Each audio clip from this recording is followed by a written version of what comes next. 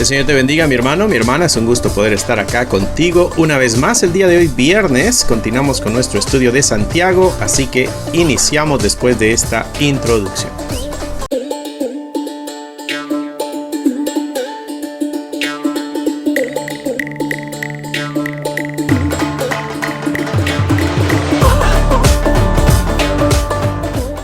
Que el Señor te bendiga, mi hermano. Estamos aquí con Santiago capítulo 2 y capítulo 3. Vamos a tener nuestro estudio del versículo 14, capítulo 2, hasta el versículo 12 del capítulo 3. Espero que tengas tu Biblia lista, tu cuadernito de notas, lapicero, marcador, todo lo que necesites para sacar el máximo provecho del estudio que estaremos teniendo nosotros el día de hoy, ¿no? Así que iniciamos entonces con nuestro estudio.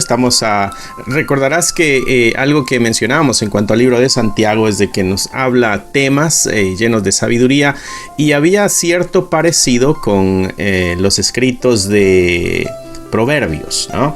Así que hemos ya visto en el video anterior los pequeños o grandes, ¿no?, destellos de sabiduría, así como los encontramos nosotros en el libro de Proverbios. Y aquí vienen otros dos temas bastante interesantes que pudieran traer para algunos alguna confusión.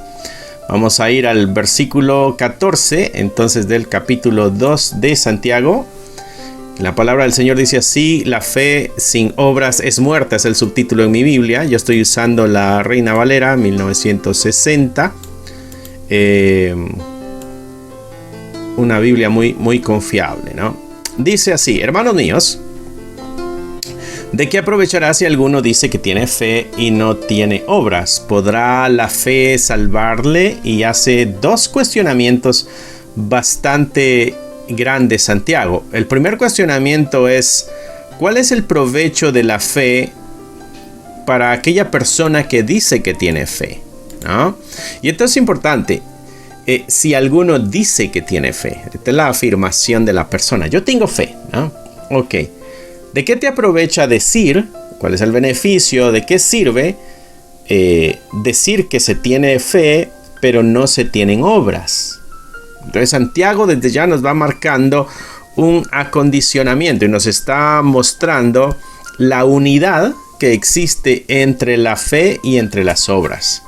Hace la otra pregunta Santiago: ¿podrá la fe salvarle? ¿Podrá salvarle esa fe sin obras al que dice que la tiene? Y entonces pone un ejemplo: si un hermano o una hermana están desnudos y tienen necesidad del mantenimiento de cada día, y alguno de vosotros le dice: id en paz, calentaos y saciaos, pero no le dais las cosas que son necesarias para el cuerpo, ¿de qué aprovecha? Entonces pone un ejemplo claro, un ejemplo muy común, un ejemplo que todos quizá en algún momento hemos vivido. Pone el ejemplo de un acto de caridad. Vemos una necesidad, ¿cuál debe ser la reacción, ¿no? Un hermano o una hermana están desnudos, ¿okay? No tienen ropa. Recuerda, uno de los mandatos que nos dio nuestro Señor Jesucristo es dar de vestir al desnudo. Dice: si hay un hermano o una hermana y están desnudos y tienen necesidad del mantenimiento de cada día, o sea, tienen hambre, no tienen lo necesario para su día, y alguno de ustedes que dice que tiene fe lo ve y les dice: id en paz, ve en paz, confía en Dios, Él suplirá, mantente firme, el Señor no te va a dejar así. Pudieran ser las frases que nosotros dijéramos. Ve, caliéntate y sáciate, ¿no? Bueno, tienes hambre, bueno, pues come. Tienes frío, bueno, pues cúbrete. Y dice Santiago: pero no le dais las cosas que son necesarias. ¿De qué sirve tu fe si no tiene acciones? ¿De qué sirve tu fe si no tiene acciones? Así es la fe, de acuerdo a este ejemplo. Así como este ejemplo es la fe. Si no tiene obras, es muerta en sí misma. Una fe muerta. La fe sin obras es muerta, decía el subtítulo acá en nuestra Biblia, ¿no? La verdadera fe, mis hermanos, se demuestra con obras. La fe sin obras está muerta. Una fe genuina se traduce en acciones que van a reflejar el amor y van a reflejar la obediencia a Dios. La fe se manifiesta a través de las obras. Y aquí es donde de pronto a veces se pudiera tornar un poco confuso, porque Pablo, allá en su carta a los Romanos, nos ha enseñado, y lo hemos creído, de que la salvación llega por la fe, ¿no? Y simplemente por la fe, no por las obras de la ley. Entonces, cuando venimos a Santiago, y Santiago dice la fe sin obras es una fe muerta, y si la fe está muerta, pues nos salva entonces, ¿no? La segunda pregunta en el versículo 14 de Santiago es: ¿podrá la fe salvarle? Entonces, para algunos pudiera ser una contradicción. Martín Lutero, al parecer, la historia nos cuenta de que él tuvo un problema con Santiago y con Pablo, porque Martín Lutero, al leer la carta de Pablo, especialmente Romanos, es cuando él le llega esta iluminación de parte del Espíritu Santo y este convencimiento de parte del Espíritu Santo.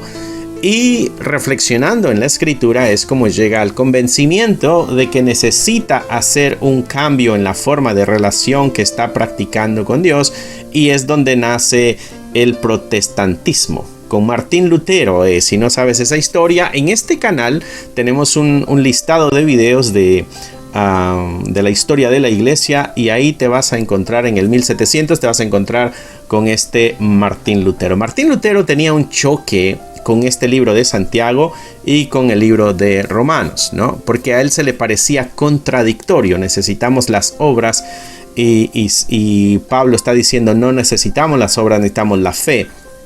Sin embargo, estos se están complementando el uno al otro, ¿no? Una de las razones por las cuales, a mi juicio, una de las razones por las cuales Martín Lutero tiene ese problema con Santiago es porque él viene de la Iglesia Católica. ¿Okay? Y la Iglesia Católica ha enseñado de que es fe más obras lo que te da salvación. Santiago no está diciendo fe más obras. Santiago está diciendo la fe produce obras. El decir fe más obras quiere decir pongo mi fe en Cristo, más tengo que hacer yo un trabajo, que son las obras, para alcanzar mi salvación.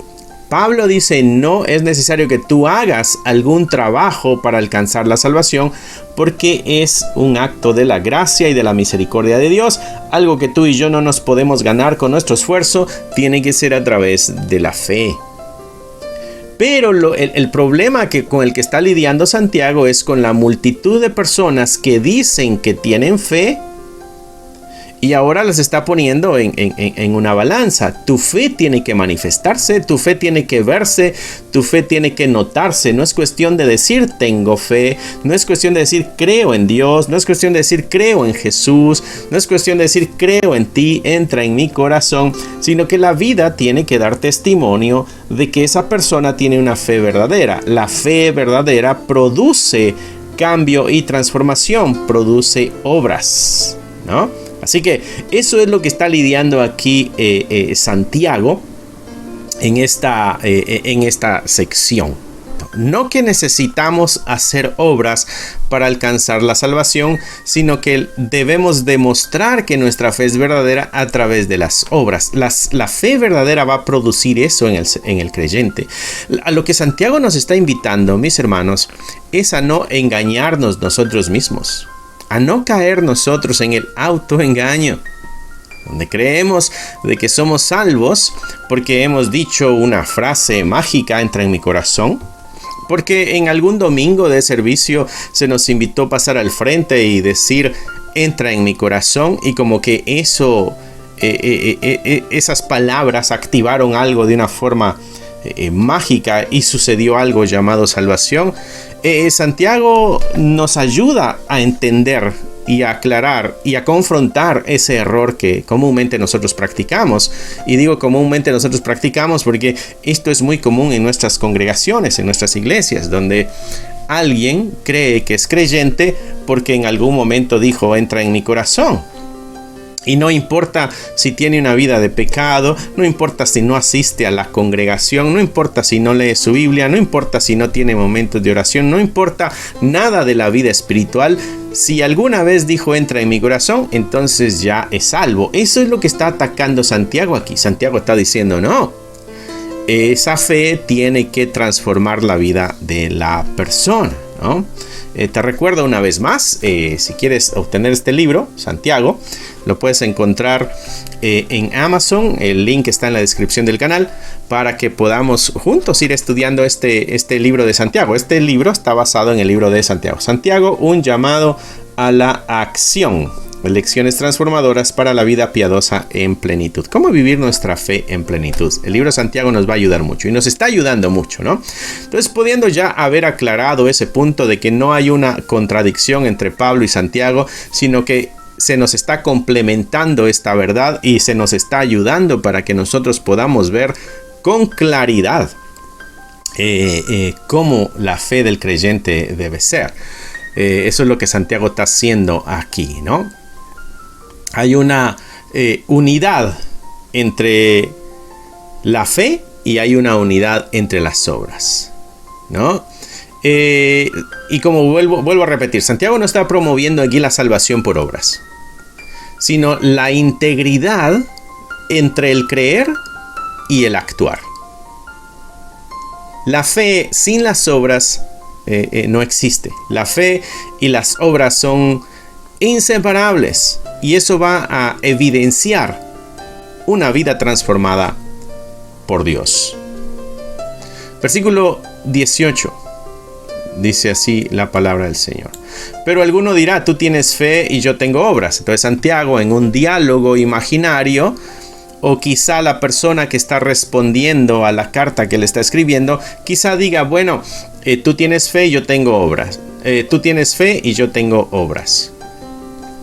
El camino tuyo para la salvación es la fe y el camino mío para la salvación son las obras. Pudiera presentarse la idea de que hay dos maneras, como que si hubiera dos tipos de personas que van al cielo.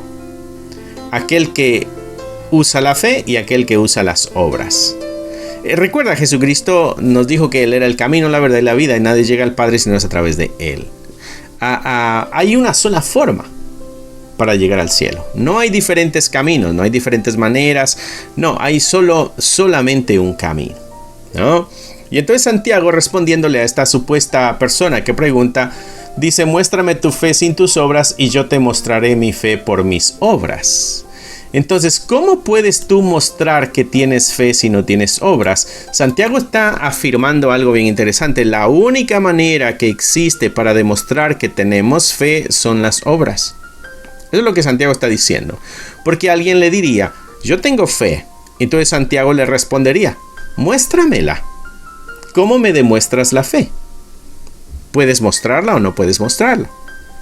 Dice, porque la fe se muestra con obras. Si tú dices que tienes fe, bueno, muéstrala. Yo te voy a mostrar la fe por las obras. Es lo que Santiago está diciendo. Tú, versículo 19, crees que Dios es uno, bien haces. También los demonios creen y tiemblan.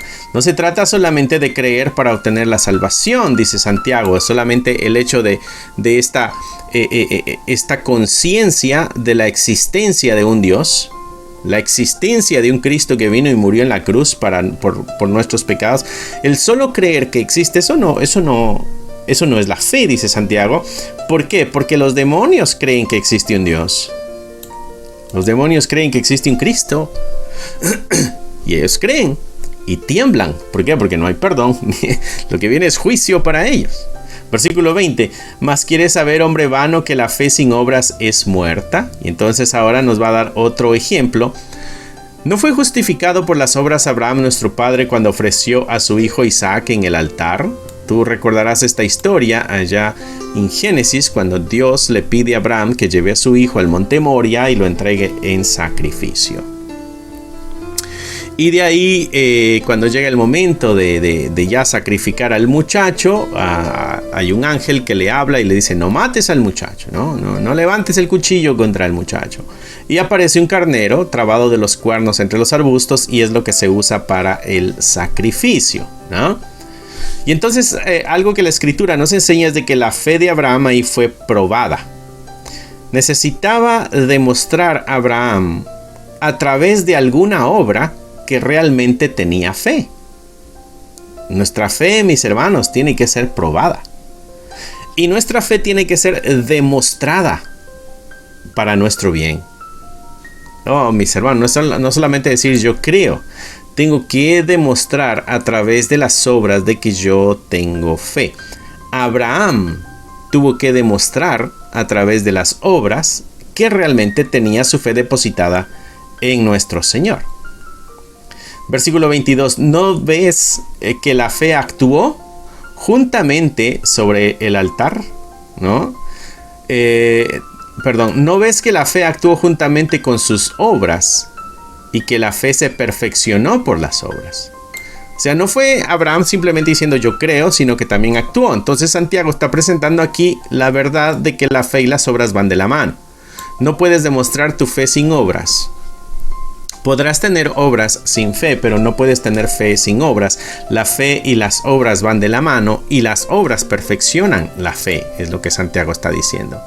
Y se cumplió la escritura que dice Abraham creyó, ahí está la fe, le fue contado por justicia y fue llamado hijo de Dios. Demostró que su fe era legítima, por lo tanto fue justificado. Y ahí es donde nosotros vemos en el Antiguo Testamento la justificación por la fe. Y mira que este evento de Abraham sucede antes de que aparezca la ley. Abraham vivió 2000 años aproximadamente antes de nuestro Señor Jesucristo y Moisés vivió 1400 años antes de Jesucristo. La ley, pudiéramos entonces entender de que la ley la presenta Dios en el 1400 antes de Jesucristo, pero la salvación o la justificación por la fe, la Biblia nos la muestra 600 años antes de que la ley aparezca. Quiere decir que la ley no tiene nada que ver con la justificación. La justificación por gracia está antes de que la ley exista. Eso es lo que Santiago está probándonos aquí. Y Pablo también lo ha probado en su carta a los romanos, porque esa es la gran discusión que hay en la carta de los romanos. Te recomiendo que vayas a los videos de la carta a los romanos, donde vas a aprender mucho en cuanto a la ley y la gracia también, y cómo la gracia existía antes de que la ley estuviera, y cómo aún en la ley existe la gracia, y la gracia no es algo nuevo, es algo eterno, ¿no? Entonces aquí nos está dando Santiago este ejemplo. ¿No ves que la fe actuó juntamente con sus obras y que la fe perfeccionó las obras y se cumplió la escritura que dice Abraham creyó a Dios y le fue contado por justicia y fue llamado amigo de Dios? Una relación entre Abraham y Dios a través de las obras que perfeccionaron esta fe. Vosotros veis pues que el hombre es justificado por las obras y no solamente por la fe. Entendiendo que Santiago está aclarando el punto de que la fe tiene que demostrarse a través de las obras. Mi hermano, esto nos llama a la reflexión a nosotros. ¿De qué manera nuestra vida ha dado testimonio de nuestra fe? ¿Cuáles son las obras que tú y yo tenemos que demuestran que tenemos fe? ¿Qué hacemos nosotros que da testimonio que tenemos fe? ¿Ir a la iglesia el domingo? ¿Ver este video de estudio bíblico? No es suficiente. Santiago nos está mostrando de que las obras de la ley son... Mira la obra de Abraham, ¿no? Una obra tremenda. Y nos va a dar más ejemplos en el camino, ¿no? Versículo 25. Asimismo también Rahab, este es el otro ejemplo, la ramera, no fue justificada por obras cuando recibió los mensajeros y los envió por otro camino. Recordarás tú los espías que llegaron a Canaán ya en el tiempo de Josué y fueron escondidos por Rahab en la casa o en el techo, y ya después les hizo comprometerse, ¿no? A que ellos van a ser salvos, que esta familia va a ser salvada del juicio que trae Dios a través de Israel para cuando entren a la tierra de Canaán, iniciando con una de las ciudades más grandes y más fortificadas, que era Jericó. Es donde ella vivía. Y entonces ellos hicieron la promesa: cuando vengamos, no le va a pasar nada a tu familia, tú asegúrate de estar en tu casa y vamos a ponerle una marca a la casa para que toda la gente sepa qué casa es, porque nadie la conoce. Así que vamos a ponerle una marca a la casa y cuando nuestra gente vea la marca, sabrá que esa casa no la vamos a tocar. Y así es como Rahab fue salva del juicio que Dios llevaba ahí. Y esto es lo que trae a la mente Santiago. Rahab, la ramera, no fue justificada por obras cuando recibió a los mensajeros y los envió por otro camino. No le llegó la salvación a Rahab por las cosas que hizo. Y entonces diríamos nosotros, bueno, pero no es por las cosas que se hacen. Pero Santiago está diciendo, las cosas que se hacen están dando testimonio de lo que se cree. Y ella creía que este Dios venía a hacer juicio, pero creía que también podría encontrar gracia y encontrar salvación. Y se le presentó la oportunidad y lo logró. ¿Sabes? Cuando tú lees la historia, ahí en el libro de Josué, acá con Rahab, algo que Rahab le dice a los espías es: el pueblo, el corazón del pueblo está desmayado, está roto, porque saben las grandes maravillas que Dios, el Dios de ustedes, ha hecho, cómo ha derrotado a reyes, cómo abrió el Mar Rojo, ¿no? Cómo acabó con Egipto. Todo esto se ha escuchado hasta aquí. Y vienen para acá. Entonces, imagínate todo el tiempo que Rahab ha estado reflexionando en eso. Y cada vez que le llega la noticia que se va acercando el mal, se va acercando el juicio, más asustada, más nerviosa, más con miedo. Y me imagino que entre todo eso hay ruego y hay oración. Y Dios presenta la oportunidad. Ahora es tiempo, la oportunidad. Alguien decía que la preparación, cuando se une a la oportunidad, lleva al éxito. Vemos aquí a Rahab, que cuando llegan los espías, parece que ella ya tiene un plan. Parece que ella ya tiene los pasos a seguir. Y no pierde la oportunidad para hacer un trato con los espías. Eso es lo que Santiago nos está trayendo. Ella hizo y eso le trajo salvación. Abraham hizo y eso le trajo justificación. ¿Quiere decir esto que las obras salvan? Santiago dice no. Las obras están dando testimonio de lo que ellos creen. Rahab hizo porque creía. Abraham hizo porque creía. Si no hubieran creído, no hubieran hecho. Ese es el discurso de Santiago en esta sección, ¿no? Muy bien. Y así pasamos, terminamos aquí, ¿no? Versículo 25, ¿no? Asimismo también Rahab la ramera no fue justificada por obras cuando recibió a los mensajeros y los envió por otro camino, porque como el cuerpo sin espíritu está muerto, o sea, si se separa esto, ya murió. Bueno, así también la fe sin obras está muerta. O sea que una fe sin obras es una fe muerta. Y una fe muerta, preguntaba Santiago en el versículo 14, ¿podrá la fe salvarle? Y si está diciendo que la fe está muerta, entonces la fe no le ha salvado. Si aquel que dice que es creyente pero no tiene obras que dan testimonio o dan evidencia de que tiene una fe, esa persona todavía no ha sido salva. Esta es la gravedad de lo que Santiago nos está diciendo. El autoengaño, creer que somos salvos cuando no somos salvos. Necesitamos nosotros evidenciar nuestra salvación para que podamos nosotros tener mayor tranquilidad y mayor descanso en nuestras vidas, mis hermanos. Así que es necesario que pongamos atención a lo que Santiago nos está diciendo, porque estamos el día de hoy con la oportunidad de enmendar esta relación con Dios y poder así asegurar en Cristo Jesús nuestra vida eterna. Pasamos al siguiente tema. Santiago nos habló acá de la fe y las obras, y ahora pasa a otro tema que es la lengua, dice el subtítulo acá en mi Biblia. Capítulo 3, dice: hermanos míos, no os hagáis maestros muchos de vosotros, sabiendo que recibiremos mayor condenación. No te hagas maestro tú mismo, porque vas a recibir una mayor condenación. O sea, en otras palabras, hay una exigencia mayor para aquel que dice que es o se llama a sí mismo maestro, ¿no?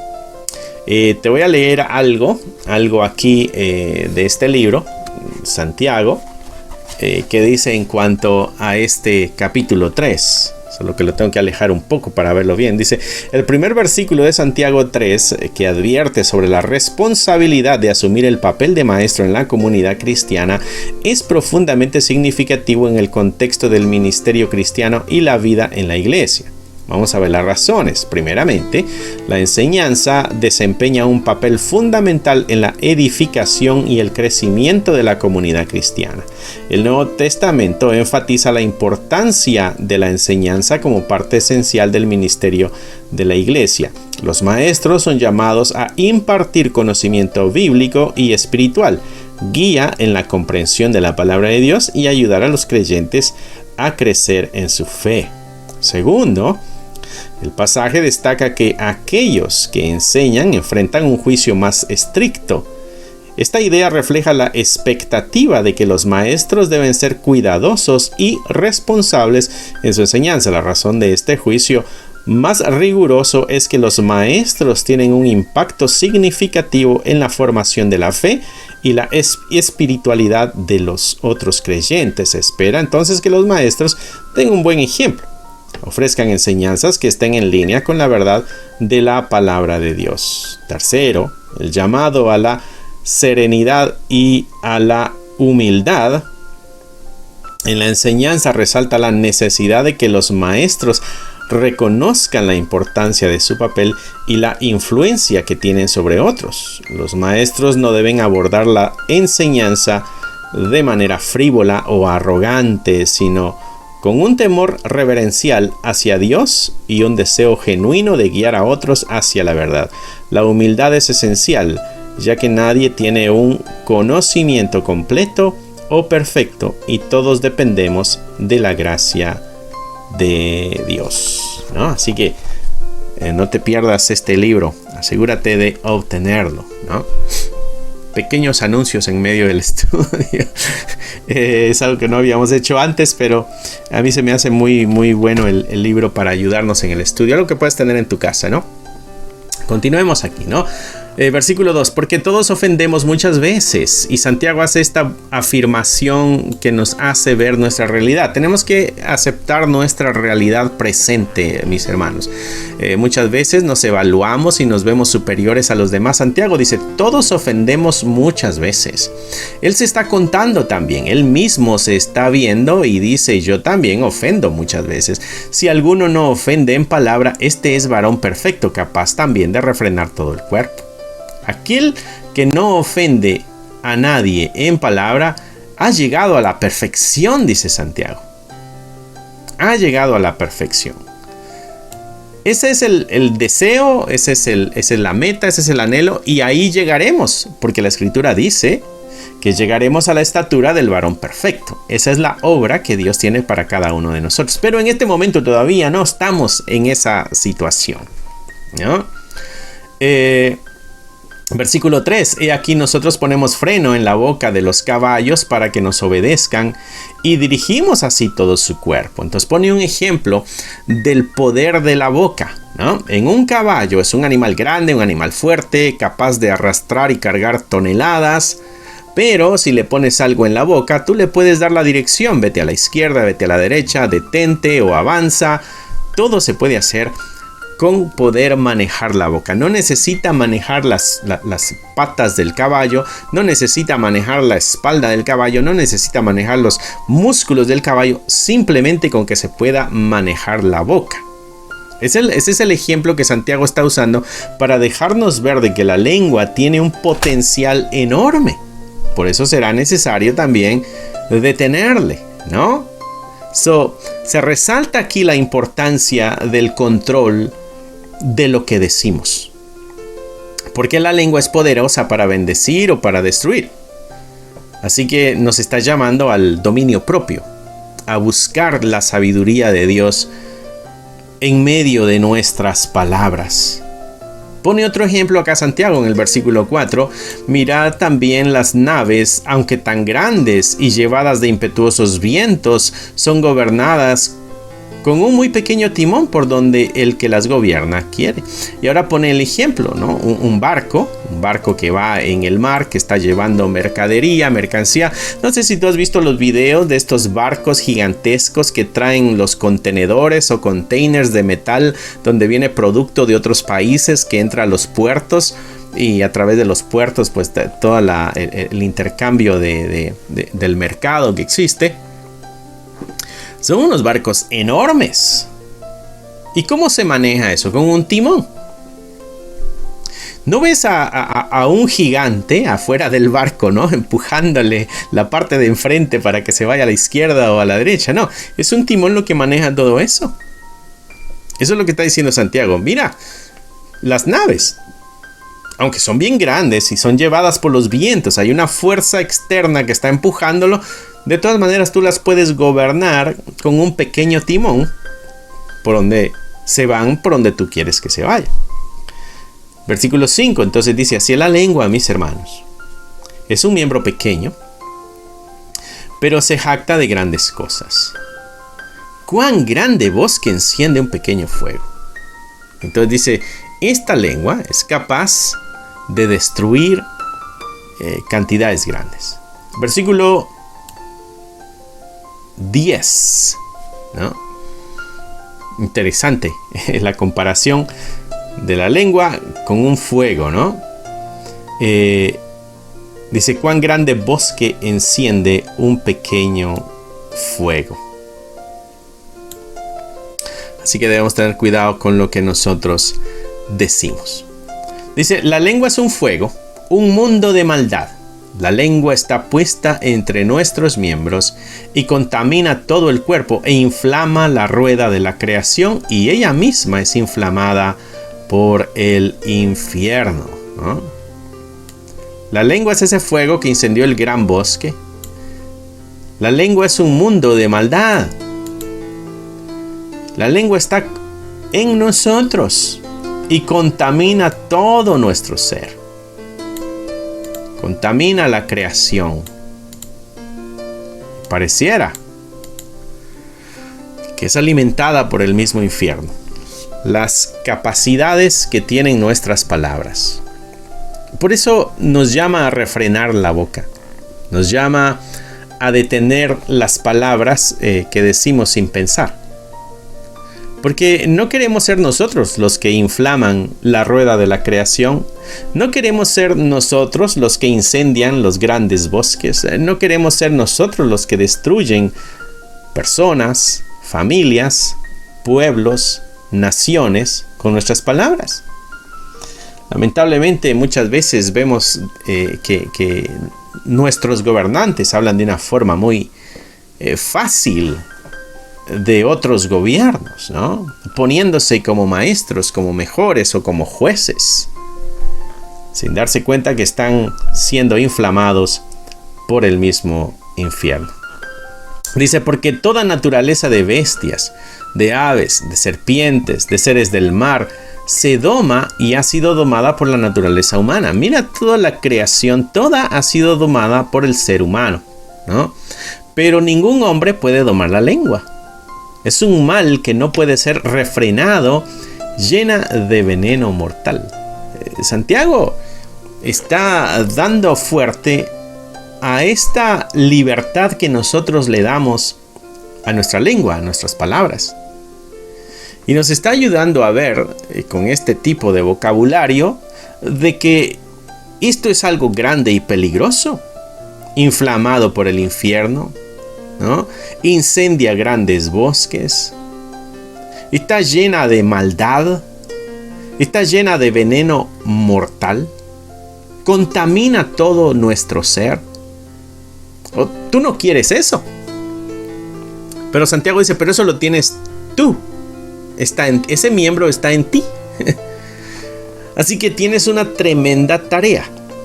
Es domesticarte en las palabras, será refrenar la boca, pensar antes de hablar, ser prudente, pensar en el otro antes de decir lo que piensas. Todo eso nos está invitando Santiago aquí. A ser diligentes en esas áreas que nosotros no podemos controlar. Así que tendremos que ser diligentes y con la ayuda del Señor podremos refrenar un poco ese mundo de maldad. Dice algo interesante aquí y común en nuestra práctica también, versículo 9. Con ella bendecimos a Dios y Padre, y con ella maldecimos a los hombres que están hechos a la semejanza de Dios. Entonces aquí está lo irónico, lo tonto, ¿no? Porque decimos que amamos a Dios y le bendecimos y le glorificamos y le cantamos alabanzas, ¿no? Y decimos cuán grande es, cuán misericordioso es, cuán único es. Y le decimos, eres importante para mí. Y debo, qué sé yo, rendirte cuentas. Tú eres mi Señor. Pero cuando hablo de otra persona, ahí mi lengua se va, daña, habla mal, habla pestes, habla mentiras, habla chismes. Y Santiago dice, espera, esa persona no está hecha a la imagen del Dios que dices que amas, que respetas, que honras. ¿No será que también tus palabras, al estar hablando mal de tu prójimo, estás hablando mal del mismo Dios? Entonces Santiago nos presenta estas preguntas que nos deben empujar a la reflexión y decir, espera, esto es un acto de hipocresía entonces. O amo a Dios o no amo a Dios. Y si la fe se muestra con obras, ¿será que el amor a Dios se muestra con el amor al prójimo? ¿Será que las cosas que le hago a mi prójimo son las cosas que le hago a Dios? Por lo tanto, hay una similitud entre el tema de la fe, obras, mis palabras hacia Dios y mis palabras hacia mi prójimo. ¿Tendrá cierta relación? Creo que sí. Creo que sí, y en eso podemos ir armando el contexto y lo que Santiago nos está empujando a vivir, ¿no? Así que debemos vivir nosotros con mucho cuidado con nuestra boca. Versículo 11 dice, ¿acaso? Versículo 10. De una misma boca procede bendición y maldición. Hermanos míos, esto no debe ser así. Hablamos bien para Dios, pero hablamos mal para el prójimo. ¿Acaso alguna fuente hecha por una misma abertura, agua dulce y amarga? ¿Será que del mismo nacimiento de agua tomamos agua dulce y amarga? ¿Cómo se puede separar eso? ¿Cómo se puede separar el agua amarga y el agua dulce de un mismo vaso? No se puede. O tienes un vaso de agua dulce y un vaso de agua amarga, pero no en lo mismo, no siente los dos sabores. Santiago está diciendo, es imposible esas cosas. Dice, hermanos míos, ¿puede acaso la higuera producir aceitunas o la vid higos? ¿Puede ir una planta y producir algo que es totalmente ajeno a su naturaleza? Nos trae otra vez al tema de la fe. Nos regresa al punto de la fe del creer en Dios. Nuestra boca da testimonio si tenemos fe en Dios. Nuestra boca da testimonio si tenemos fe en Dios. Están los dos temas unidos. El contexto está ahí. ¿Puede una fuente echar por una misma abertura agua dulce y agua amarga? No puede. ¿Puede una higuera dar aceitunas? No puede. ¿Puede la vid dar higos? No puede. ¿Puede la fe no dar obras? No puede. Tiene que dar obras. La naturaleza de la fe es producir obras. La naturaleza de la higuera es dar higos. La naturaleza de la higuera no es dar aceitunas, es dar higos. El agua, la fuente de agua echa un solo sabor de agua, dulce o amarga, pero no las dos. Una misma boca bendice o maldice a los hombres, no, solamente una. O bendice a Dios y bendice a los demás, o maldice a Dios y maldice a los demás, pero no puede hacer las dos cosas. Santiago nos está poniendo un reto enorme a la reflexión en cuanto a nuestra fe. ¿Tenemos una fe verdadera o tenemos una fe falsa, mis hermanos? Tremendo tema que dice aquí Santiago. Hermanos míos, versículo 12 al final. ¿Puede acaso la higuera producir aceitunas o la vid higos? Así también ninguna fuente puede dar agua salada y tampoco puede dar agua dulce. Busquemos el poder de Dios y la sabiduría para que nos ayude a vivir nuestra fe de una forma legítima y podamos así mantenernos en la salvación. Así que, mis hermanos, espero que el Señor haya hablado a sus vidas, que esto les dije reflexionando y poder tomar pasos disciplinados en la vida para que podamos mostrarle al mundo que nuestra fe es legítima y que es verdadera. Así que, mi hermano, cierra ahí tus ojos, inclina tu rostro y nos vamos a despedir con una oración. Amantísimo Señor, gracias por el día de hoy.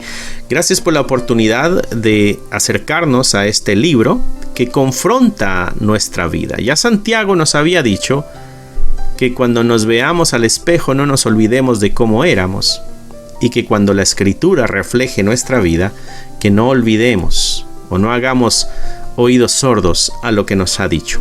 Y el día de hoy has hablado en nuestras vidas. Ayúdanos a no cerrar nuestros oídos espirituales a tu dirección y fortalécenos para dar los pasos correctos. Danos la sabiduría para dar los pasos firmes y correctos en esta obediencia a tu voluntad. Bendícenos, Señor, y guarda a aquellos que están viéndonos a través de estas pantallas, donde quiera que estén. Bendícelos, fortaléceles, sánales, guárdales y gracias por sus vidas. En el nombre de Cristo Jesús oramos. Amén, amén y amén. Así que, mi hermano, espero que haya sido bendición este estudio. Recuerda darle un like al video, compartirlo, ponlo en tus redes sociales. No olvides comprarte el libro de Santiago. El link lo puedes encontrar en la descripción del canal. Ahí hay un link que te va a llevar a Amazon. Y ahorita te dejo con este pequeño anuncio para que tú puedas ver más claramente la información. Que Dios te bendiga y nos vemos pronto. Bye. Si te gustaría obtener alguno de estos devocionales, libros de estudio o libros para colorear, encontrarás un enlace en la descripción del video que te llevará a la página de Amazon para adquirirlos. Si aún no te has inscrito en el canal, te animo a que lo hagas para no perderte ninguno de los videos que estamos subiendo. Gracias por esperar hasta aquí. Que nuestro Señor te bendiga y nos vemos pronto.